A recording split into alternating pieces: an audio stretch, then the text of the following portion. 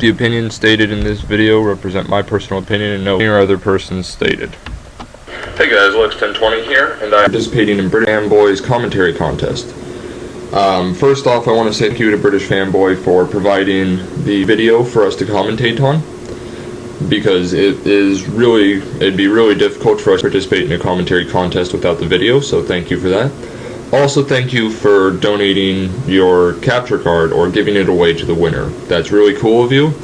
You could have sold it on eBay. I'm fairly sure you could have sold it easily on eBay. But you decided to give it away to your fans. That's really cool. So thank you for that. And so I'm going to talk about myself a bit and about Killzone 3. Because I heard once from British Fanboy, who I believe heard it from somebody else, that you don't need to commentate on the video because everybody already can see what's happening in the video. So I'm going to not commentate on this video and instead commentate on pretty much whatever I feel like. So, my name is Daniel. My YouTube ID is lex1020. It is also my PlayStation Network ID if you want to send me a friend request. I will be getting Killzone 3. I currently have Black Ops if you want to play with me. Send me a friend request, send me a party invite, whatever.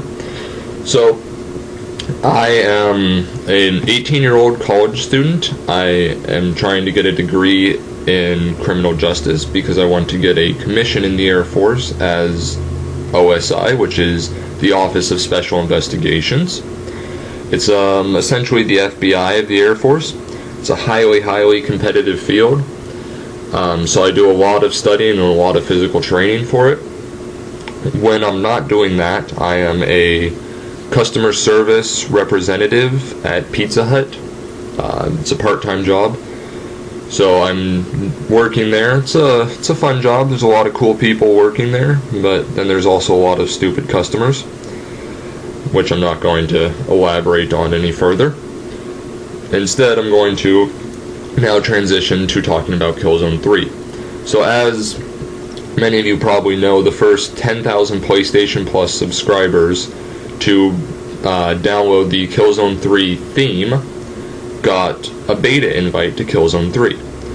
Well, 10,000 people, first off, isn't a whole lot of people, considering that the PlayStation 3 has a network of, I think was somewhere around, oh god, I don't even remember, I think it was somewhere around 30 million accounts, I believe. So 10,000 people is really not a lot of people.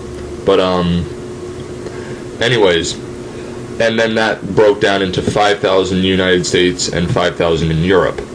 It wasn't a whole lot of people. But I have been reading quite a lot of blogs about the Killzone 3 beta, and I'll be talking about some of the finer points that I've seen and the stuff that Guerrilla has said that they have improved on, or the stuff that people have said that Guerrilla has improved on. So first off, the Tactician. Probably the most useful, the most needed, and the most worthless class in Killzone 2. And the reason I say they're the most needed was because they can set a spawn point anywhere on the map. And that was essential if you were trying to guard an objective. You set a spawn point right there and the entire team can keep spawning on that objective.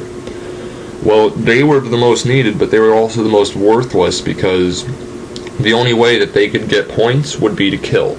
And killing in this game, it's difficult, to say the least.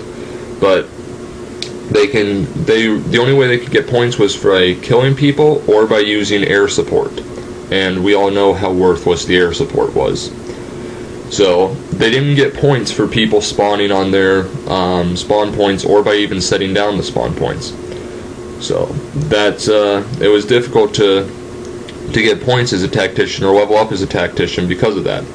It's good to see that Guerrilla fixed that though, because now instead of the tacticians being able to set down spawn points anywhere, they can now, there are set spawn points on the map that the tacticians can activate. And when they activate those points, they get a bunch of points. When they activate the spawn points, they get a bunch of points. And then they also get points every time somebody spawns on the spawn points, which is really cool, because now the tactician class is actually more playable. In addition to that, Guerrilla has fixed the aiming of the guns. As you can see from British Fanboy's gameplay, and I know I said I'm not going to comment on it, but as you can see, this game has, the aiming is kind of hard. The controls are real stiff, and it's difficult to aim, and especially it's even more difficult to actually aim down sights with the gun. It's more of a hip shooter. But it's good to see that Guerrilla has taken the time to deal with the fans' complaints, and they fixed that. Or at least according to the blog I read, they said it was fixed. They said it's more of a more fluid action instead of a real stiff mechanical feel to it. It's more of a fluid moving the gun around, which is good because you can't, I mean, Killzone 2 was great. I spent probably 50 hours online playing it, but once you go to Call of Duty or something and you try and come back to Killzone 2, it's real difficult because of how stiff the controls are. So it's good to see that Guerrilla took some time to fix that for all of the fans. But so there's another good thing. Also, I've heard about jetpacks. The jetpacks are really good in the game too. They're big, like they're hulking machines that are on you instead of, you know, the Halo Reach, just little actual like backpack jetpacks. These are big hulking machines, but they also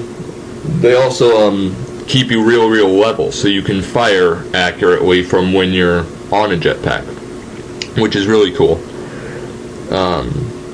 So that's a good thing. There's also going to be mechs in Killzone 3's multiplayer. I don't know how many of you beat Killzone 2, but if you remember the part after the spaceship crashes into Hellgas, that you're on the giant mech and you're walking around, well, you get to do that in Killzone 3, which is really cool. But then it's also nice and balanced because the mech is super powerful, but then you are really exposed in the mech, so people with good aim can actually pick you out of the mech pretty easily, which is good. Balancing is always good. You don't want one person walking around in a mech destroying everybody the entire match. So it's good that they decided to balance like that. I applaud Guerrilla Games for trying to take the time to make their game the best for their fans. So, and one more thing, or another thing about it is the way that you get weapons now. As you see from British Fanboys playing, when you select a class, you can only pick certain weapons for that class. Well, they decided they wanted to get rid of that. So now you can select, now instead of doing that, each time you level up, you get points. And each one of those points can then be applied, or can then be used in exchange for guns that you can use for any class. Like, you can finally run around as a medic with a shotgun if you really want. Or you can finally use the LMGs with an actual class, because in Killzone 2 the LMGs were only used with no class. So you can finally use the LMGs, which is really cool that you can finally use weapons. It's making it sort of more like Battlefield Bad Company 2, where you can use more than just one or two guns for each class, but it's not so much like Call of Duty where you can use any perks. So I'm running out of time. Thanks for watching. Like, comment, subscribe. Also like, comment, and subscribe to BfbComms. Alright, thanks for watching. lex1020 out.